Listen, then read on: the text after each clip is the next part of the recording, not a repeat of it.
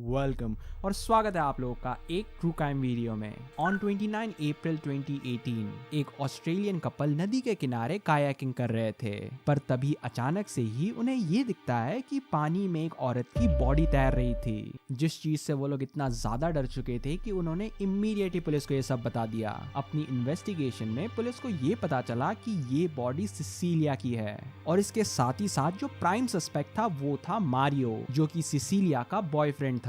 पर इससे पहले कि जो पुलिस है वो मारियो तक पहुंच पाती, जो मारियो था वो ऑस्ट्रेलिया छोड़ के ब्राजील भाग चुका था। तो अब जो सबसे बड़ा सवाल हमारे सामने आता है वो ये है कि आखिरकार इस रिलेशनशिप में ऐसी क्या नौबत आ पड़ी कि मारियो को अपनी ही गर्लफ्रेंड सिसिलिया को मारना पड़ा, और यही जानेंगे हम आज की ट्रू क्राइम वीडियो में।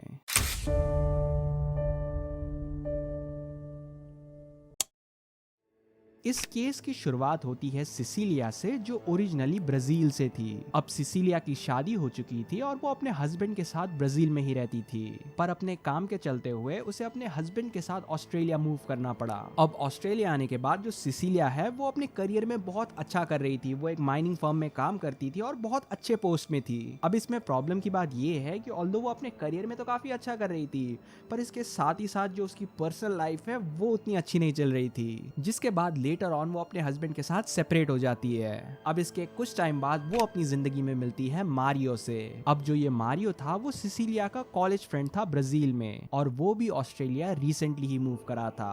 अब क्योंकि दोनों को ही एक दूसरे की सपोर्ट की जरूरत थी, दोनों ने ही एक दूसरे को डेट करना स्टार्ट कर दिया। अब जैसा कि मैंने बताया कि जो सिसिलिया है वो अपने करियर में काफी अच्छा कर रही थी, but on the other hand जो मारियो था वो इतना कुछ ज्यादा खास नहीं कर रहा था। इनफैक्ट वो तो अनएम्प्लॉयड था। तो सिसिलिया को ऐसा लगा कि शायद मारियो का थोड़ा खराब टाइम चल रहा है और उसे उस वक्त उसकी सपोर्ट की जरूरत है। तो वो मारियो को अपने ही साथ उसी के अपार्टमेंट में रहने देती है, और बस रहने के लिए ही नहीं बल्कि वो जो मारियो के सारे एक्सपेंसेस है वो भी उठाने के लिए तैयार थी। पर जो सवाल है वो ये है कि आखिरकार ये सब कब तक चलेगा।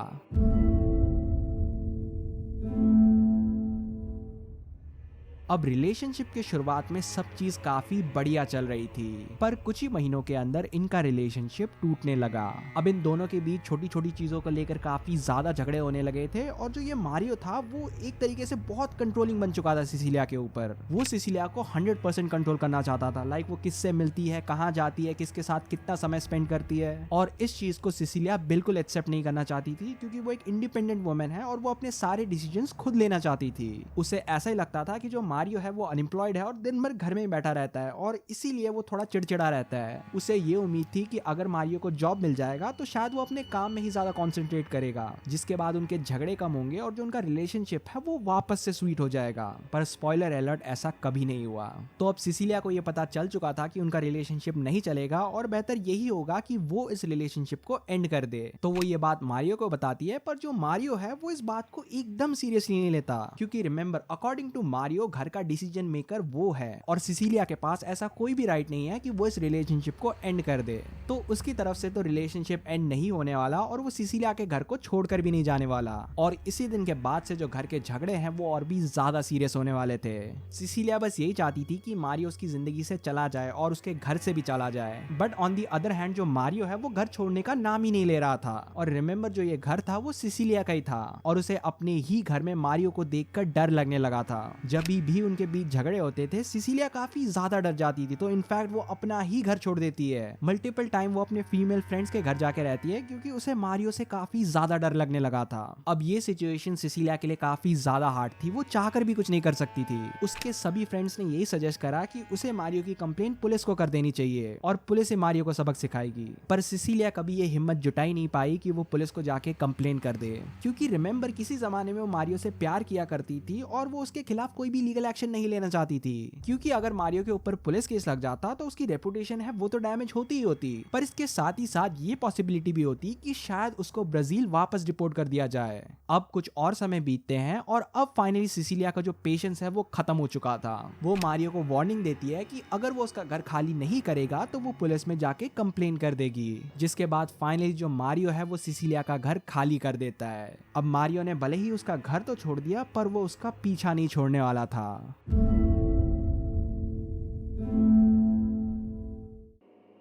ऑन अप्रैल 2018 जो मारियो है वो सिसिलिया के घर के दरवाजे में फिर से आ जाता है। वो दरवाजे को नॉक करते हुए सिसिलिया से ये कहता है कि वो ऑस्ट्रेलिया छोड़ रहा है और वापस से ब्राजील जा रहा है और जाने से पहले वो बस उससे मिलना चाहता है। पर इस बार जो सिसिलिया है वो मारियो की बातों में नहीं आने वाली थी, तो वो अपने घर का दरवाजा नहीं खोलती और वो मारियो को वापस जाने के लिए कह देती है। अब काफी समय तक जो मारियो है वो दरवाजे के बाहर ही रुकता है, पर सिसिलिया दरवाजा नहीं खोल रही थी, तो वो अपना प्लान बी निकालता है। उसने सिसिलिया के अपार्टमेंट की एक फेक चाबी बना रखी थी और उसी चाबी को यूज करके वो उस अपार्टमेंट के अंदर घुसता है। और जैसे ही सिसिलिया ने मारियो को अपने घर के अंदर देखा वो काफी ज्यादा शॉक हो जाती है, वो काफी ज्यादा डर चुकी थी। जिसके बाद जो मारियो है वो सिसिलिया की गर्दन दबाकर उसकी जान ले लेता है। मारियो को ये पता चल चुका था कि उसने एक खून किया है और शायद वो बहुत जल्दी ही पकड़ा जाएगा, तो वो क्या करता है, वो सिसिलिया का फोन लेता है और उसी फ्रेंड से सिसिलिया के फ्रेंड्स एंड फैमिली मेंबर्स को ये टेक्स्ट करता है कि सिसिलिया थोड़े टाइम के लिए बाहर घूमने जाने वाली है। उसे बस यही उम्मीद थी कि ये मैसेज मिलने के बाद जो सिसिलिया के फ्रेंड्स एंड फैमिली मेंबर्स है वो कुछ दिनों के लिए सिसिलिया को ना ढूंढे। अब वो सिसिलिया की बॉडी को कवर करता है और सिसिलिया के कार में ही डाल देता है, जिसके बाद वो कार ड्राइव करके एक नदी के पास जाता है और उसी नदी में सिसिलिया की बॉडी को फेंक देता है। अब अगले ही दिन वो अपनी फ्लाइट बुक करता है ऑस्ट्रेलिया से वापस ब्राजील जाने के लिए और एयरपोर्ट तक पहुंचने के लिए वो एक उबर कार बुक करता है।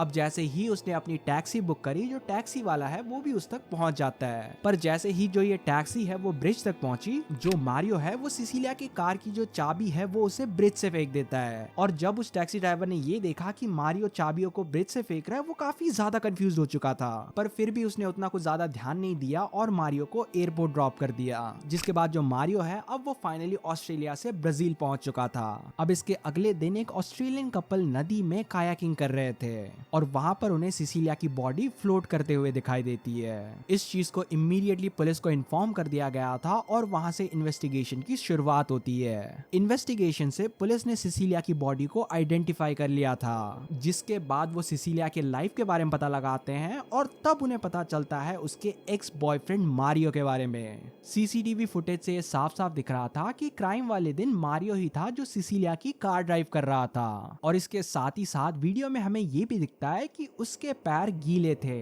जो ये प्रूफ करता है कि उस दिन वो नदी के किनारे गया था। अब जब ये इन्वेस्टिगेशन चल रही थी, जो पुलिस है वो उस टैक्सी ड्राइवर तक भी पहुंच जाते हैं, वही टैक्सी ड्राइवर जिसने उस दिन मारियो को एयरपोर्ट तक ड्रॉप करा था। जिसके बाद पुलिस को ये भी पता चल जाता है कि जो मारियो है उसने सिसिलिया की जो कार की है वो ब्रिज से फेंकी थी। तो काफी हफ्तों तक पानी में सर्च करने के बाद पुलिस को फाइनली वो की भी मिल जाती है। अब जितने भी एविडेंस पुलिस को मिले उससे ये बात तो कंफर्म होती है कि ये सब काम मारियो ने ही किया था, पर अभी भी जो सबसे बड़ी प्रॉब्लम थी वो ये थी कि मारियो ऑस्ट्रेलिया में नहीं था, वो ब्राजील भाग चुका था छुपने के लिए। तो अब ऑस्ट्रेलियन पुलिस को ब्राजीलियन पुलिस की हेल्प लेनी पड़ी ताकि वो मारियो को पकड़ सके, और फाइनली जुलाई 2018 में जो ब्राजीलियन पुलिस है उसने मारियो को पकड़ ही लिया।